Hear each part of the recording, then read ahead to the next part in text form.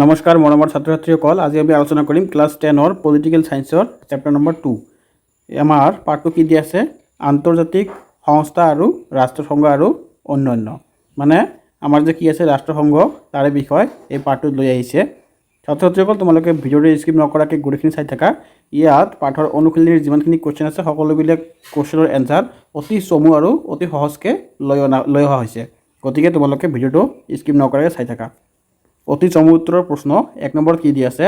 ৰাষ্ট্ৰসংঘ কিমান চনত গঠন হৈছিল? ৰাষ্ট্ৰসংঘ আমাৰ কিমান চনত গঠন হৈছিল? 1945 চনৰ 24 অক্টোবৰত গঠন হৈছিল। 2 নম্বৰ কি দি আছে? ৰাষ্ট্ৰসংঘৰ দুটা উদ্দেশ্য। ৰাষ্ট্ৰসংঘৰ দুটা উদ্দেশ্য কি আছে? আন্তৰ্জাতিক শান্তি আৰু নিৰাপত্তা বজাই ৰখা, এইটো খুবেই ইম্পৰ্টেণ্ট হয়। 2 নম্বৰত দি আছে সমান অধিকাৰ আৰু আত্মনিয়ন্ত্ৰণৰ ওপৰত ভিত্তি কৰি জাতিসমূহৰ মাজত বন্ধুত্বপূৰ্ণ সম্পৰ্ক গঢ়ি তোলা। তোমালোকে এই দুটা মুখস্থ কৰিবা, এই দুটা তোমালোকৰ এক্সামত অহাৰ চান্স আছে। 3 নম্বৰত আহা ৰাষ্ট্ৰসংঘৰ অংগ কেইটাৰ নাম লিখা। ৰাষ্ট্ৰসংঘত আমাৰ কেইটা অংগ আছে তাৰে নামবিলাক লিখিব লাগে। যেনেকৈ 1 নম্বৰত কি দি আছে? সাধাৰণ সভা। 2 নম্বৰত দি আছে নিৰাপত্তা পৰিষদ। 3 নম্বৰত দি আছে অৰ্থনৈতিক আৰু সামাজিক পৰিষদ। 4 নম্বৰত দি আছে ন্যায় সুৰক্ষী পৰিষদ। আৰু 5 নম্বৰত দি আছে আন্তৰ্জাতিক ন্যায়ালয়। আৰু 6 নম্বৰত দি আছে কি আমাৰ সচিবালয়। এইকেইটা তোমালোকে মনত ৰাখিবা। তোমালোকৰ এইখিনি MCQ টাইপ আহিব পাৰে, মানে 3টা বেলেগ বেলেগ দিব আৰু এটা সঁচা দি থ'ব। কুৱেশ্যন আহিব যে ইয়াৰে কোনটো ৰাষ্ট্ৰসংঘৰ অংগ। তোমালোকে সেইকাৰণে এই 6টা ভাগে কৰিব লাগিব। 4 নম্বৰত কি দি আছে? ৰাষ্ট্ৰসংঘৰ লগত জড়িত থকা দুটা এজেঞ্চিৰ নাম লিখা। ৰাষ্ট্ৰসংঘৰ লগত জড়িত থকা দুটা এজেঞ্চিৰ নাম হ'ল, এটা হ'ব আমাৰ UNESCO আৰু এটা হ'ব WHO। এই দুটা এজেঞ্চি কি আমাৰ ৰাষ্ট্ৰসংঘৰ লগত জড়িত হৈ আছে। তোমালোকে পাৰিলে ইউনেস্কোৰ ফুল ফৰ্মটো পঢ়ি ল'বা আৰু হুৰ ফুল ফৰ্মটো পঢ়ি ল'বা। এই দুটা ইম্পৰ্টেণ্ট হয়। 5 নম্বৰত কি দি আছে? নিৰস্ত্ৰীকৰণৰ সম্পৰ্কত সম্পাদিত হোৱা দুখন চুক্তিৰ নাম লিখা। ইয়াত কি কৈছে আমাৰ উত্তৰ চোৱা। নিৰস্ত্ৰীকৰণৰ সম্পৰ্কত সম্পাদিত হোৱা দুখন গুৰুত্বপূৰ্ণ চুক্তি হ'ল, যেনেকৈ এখন দি আছে কি আণৱিক অস্ত্ৰ অপসাৰণ চুক্তি NTP। এইটো খুবেই ইম্পৰ্টেণ্ট হয়। তোমালোকে পাৰিলে এই দুটা মুখস্থ কৰি ল'বা। NTP নিউক্লিয়াৰ নন কি দিছে আমাৰ nuclear non proliferation treaty. Nuclear non proliferation treaty 1968। তোমালোকে মনত ৰাখি ল'বা। 2 নম্বৰত দি আছে কি পাৰমাণৱিক পৰীক্ষা নিষিদ্ধকৰণ CTBT। এই দুটা তোমালোকে ভালকৈ পঢ়িবা। তাৰপিছত 6 নম্বৰ কুৱেশ্যন কি কৈছে? মানৱ অধিকাৰ মানে কি বুজা? উত্তৰত কি দি আছে? এজন মানুহে মৰ্যাদা সহকাৰে সমাজত সুস্থ আৰু স্বাভাৱিক জীৱন যাপন কৰিবলৈ যিবোৰ অধিকাৰ আৱশ্যক তাকে মানৱ অধিকাৰ বোলা হয়। তোমালোকে ইয়াৰ পৰা লিখিলে হৈ যাব। যদি 2 মাৰ্কৰ বেছি আহে তোমালোকে এইখিনি লিখি দিবা।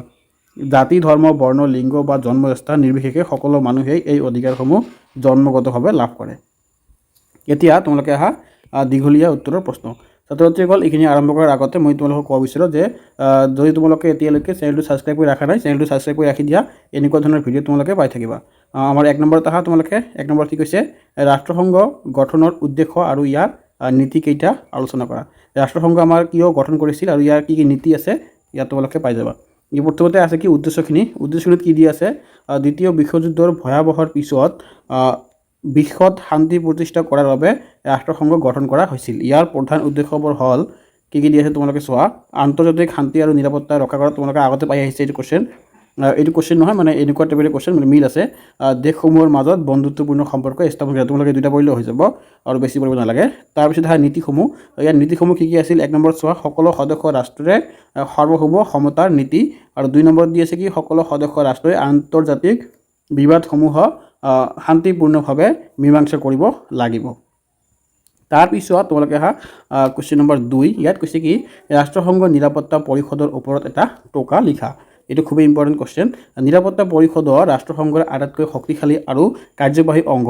বিশ্বত শান্তি আৰু নিৰাপত্তা ৰক্ষা কৰাটোৱে ইয়াৰ প্ৰধান দায়িত্ব। ইয়াত লিখিবা 1 নম্বৰত গঠন। 1 নম্বৰত গঠনত কি লিখিবা? নিৰাপত্তা পৰিষদৰ মুঠ 15 জন সদস্যৰে গঠিত। ইয়াৰে 5 জন স্থায়ী আৰু 10 জন অস্থায়ী সদস্য। তোমালোকে এইখিনি লিখি দিবা, হৈ যাব। আৰু ইয়াৰ ভিতৰত এই বাকীখিনি তোমালোকে নিলিখিলেও হ'ব। মই এইখিনি জানাৰ কাৰণে লৈ আহিছোঁ, জাষ্ট তোমালোকে জানি ল'বা। তাৰপিছত লিখিবা কি ভেটো শক্তি।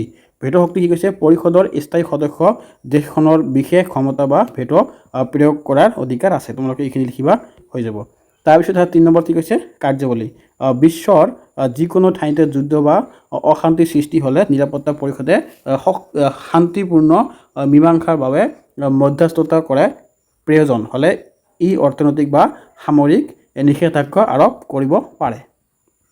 তাৰপিছত তোমালোকে অহা কুৱেশ্যন নম্বৰ 3 ইয়াত কৈছে কি বিশ্ব শান্তিৰ বাবে ৰাষ্ট্ৰসংঘই লোৱা পদক্ষেপসমূহ আলোচনা কৰা। আমাৰ উত্তৰত চোৱা কি দিছে প্ৰতিষ্ঠা কালৰে পৰা বিশ্ব শান্তি ৰক্ষা বা যুদ্ধ ৰোধ কৰিবলৈ ৰাষ্ট্ৰসংঘই বহু গুৰুত্বপূৰ্ণ পদক্ষেপ গ্ৰহণ কৰি আহিছে। সেইবোৰ হ'ল যেনেকুৱা আমাৰ সেইবোৰ কি দিছে 1 নম্বৰত দিছে শান্তি ৰক্ষা বাহিনী, 2 নম্বৰত দিছে কি বিবাদৰ শান্তিপূৰ্ণ সমাধান, তোমালোকে এইবিলাক লিখিব পাৰা আৰু পাৰিলে এইখিনি লিখিব পাৰা।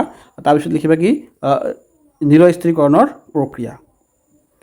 তাৰপিছত 4 নম্বৰ কুৱেশ্যন 4 নম্বৰ কি কৈছে কি ভাৰতবৰ্ষৰ ৰাষ্ট্ৰীয় মানৱ অধিকাৰ আয়োগ সম্পৰ্কত এটা টোকা লিখা। ইয়াৰ উত্তৰত কি হৈছে চোৱা ভাৰতবৰ্ষত মানৱ অধিকাৰ সুৰক্ষিত আৰু সংৰক্ষিত কৰাৰ উদ্দেশ্যে 1993 চনত ৰাষ্ট্ৰীয় মানৱ অধিকাৰ আয়োগ গঠন কৰা হয়। ইয়াত চোৱা গঠন কি কৰিছিল এই আয়োগ এজন অধ্যক্ষ আৰু আন কেইজনমান সদস্যক লৈ গঠন কৰা হয়। উচ্চতম ন্যায়ালয়ৰ প্ৰাক্তন মুখ্য ন্যায়াধীশ সাধাৰণতে ইয়াৰ অধ্যক্ষ হয়, ৰাষ্ট্ৰপতিয়ে তেওঁলোকক নিযুক্তি দিয়ে। আৰু ইয়াৰ কাৰ্যাৱলী কি আছে চোৱা ইয়াৰ কাৰ্যাৱলী কি আছে কি 1 নম্বৰত মানৱ অধিকাৰ উলংঘন সম্পৰ্কীয় ঘটনাৰ কোনো ভুক্তভোগীৰ অৱদানৰ ভিত্তিত অনুসন্ধান কৰা। 2 নম্বৰত কি দিছে কি কাৰাগাৰ বা আন সংশোধনমূলক গৃহসমূহৰ পৰিদৰ্শন কৰি বন্দীসকলক অৱস্থাৰ বুজ লোৱা। 3 নম্বৰত কি দি আছে সমাজৰ বিভিন্ন শ্ৰেণীৰ মাজত মানৱ অধিকাৰ সজাগতা বৃদ্ধি কৰা। এই আয়োগে মানৱ অধিকাৰ উলংঘন কৰা দোষীক শাস্তি দিব নোৱাৰে যদিও চৰকাৰক বিবিহিত ব্যৱস্থা ল'বলৈ শক্তিশালী চুপাৰিছ আগবঢ়াব পাৰে। তাৰপিছত তোমালোকে 5 নম্বৰত কি কৈছে চোৱা মানৱ অধিকাৰ সম্পৰ্কত ৰাষ্ট্ৰসংঘই লোৱা পদক্ষেপ আলোচনা কৰা। ইয়াত তোমালোকে উত্তৰত চোৱা কি দিছে মানৱ জাতিৰ সৰ্বাংগীন কল্যাণৰ বাবে ৰাষ্ট্ৰসংঘই মানৱ অধিকাৰ সুৰক্ষাৰ দিশত সৰ্বাধিক গুৰুত্ব প্ৰদান কৰি আহিছে। ইয়াৰ পদক্ষেপসমূহ তলত দিয়া ধৰণৰ যেনেকুৱা 1 নম্বৰ কি দিয়া আছে কি আমাৰ মানৱ অধিকাৰৰ সাৰ্বজনীন ঘোষণা 1948 চনৰ 10 ডিচেম্বৰত ৰাষ্ট্ৰসংঘৰ সাধাৰণ সভাই মানৱ অধিকাৰৰ সাৰ্বজনীন ঘোষণা গ্ৰহণ কৰে। এই ঐতিহাসিক ঘোষণাপত্ৰত সমগ্ৰ বিশ্বৰ মানুহৰ বাবে 30টা মৌলিক মানৱ অধিকাৰ অন্তৰ্ভুক্ত কৰা হৈছে। সেয়েহে প্ৰতি বছৰে 10 ডিচেম্বৰ তাৰিখে বিশ্ব মানৱ অধিকাৰ দিৱস হিচাপে পালন কৰা হয়। তাৰপিছত 2 নম্বৰত কি দিছে তোমালোকে মানৱ অধিকাৰৰ পৰিষদ 2006 চনত ৰাষ্ট্ৰসংঘই মানৱ অধিকাৰ পৰিষদ গঠন কৰে যিয়ে বিশ্বৰ বিভিন্ন দেশত মানৱ অধিকাৰ উলংঘনৰ ঘটনা পৰ্যবেক্ষণ আৰু প্ৰতিৰোধ কৰে। তাৰপিছত তোমালোকে 3 নম্বৰত কি কৈছে কি মহিলা আৰু শিশুৰ অধিকাৰ সুৰক্ষা বিশেষকৈ মহিলা শিশু আৰু শৰণাৰ্থীসকলৰ অধিকাৰ সুৰক্ষিত কৰিবলৈ ৰাষ্ট্ৰসংঘই বিভিন্ন আন্তৰ্জাতিক সন্মিলনত এই আইন প্ৰণয়ন কৰা হৈছে। ছাত্ৰ ছাত্ৰীসকল মোৰ ভিডিঅ'টো ইয়াতে সামৰি মাৰিলোঁ। তোমালোকক যদি ভিডিঅ'টো ভাল লাগিছে তেনেহ'লে চেনেলটো ছাবস্ক্ৰাইব কৰি ৰাখিবা আৰু তোমালোকে এনেকুৱা ধৰণৰ ভিডিঅ' পাই থাকিবা। আৰু মই কি কৰি আছোঁ তোমালোকৰ হাফ ইয়াৰলি আৰু এনুৱেল এক্সামত আগে মই তোমালোকৰ বহুতখিনি কমন কুৱেশ্যন দি দিম, এইটো চেনেল পাই যাবা। তোমালোকৰ সেইবিলাক এক্সামত আহাত মানে মই 80% চান্স দিব পাৰোঁ, তাৰ পৰা তোমালোকৰ বহুতখিনি কমন পৰিব। সেইকাৰণে চেনেলটো ছাবস্ক্ৰাইব কৰি ৰাখি দিয়া, তেনেহ'লে বাকীবিলাক ভিডিঅ' তোমালোকে ইয়াতে পাই যাবা। চ' ছাত্ৰ ছাত্ৰীসকল আজি মই ইয়াতে সামৰণি মাৰিলোঁ। ধন্যবাদ, ভালকৈ পঢ়িবা। নেক্সট ভিডিঅ' তোমালোকৰ লগত লগ হ'ব।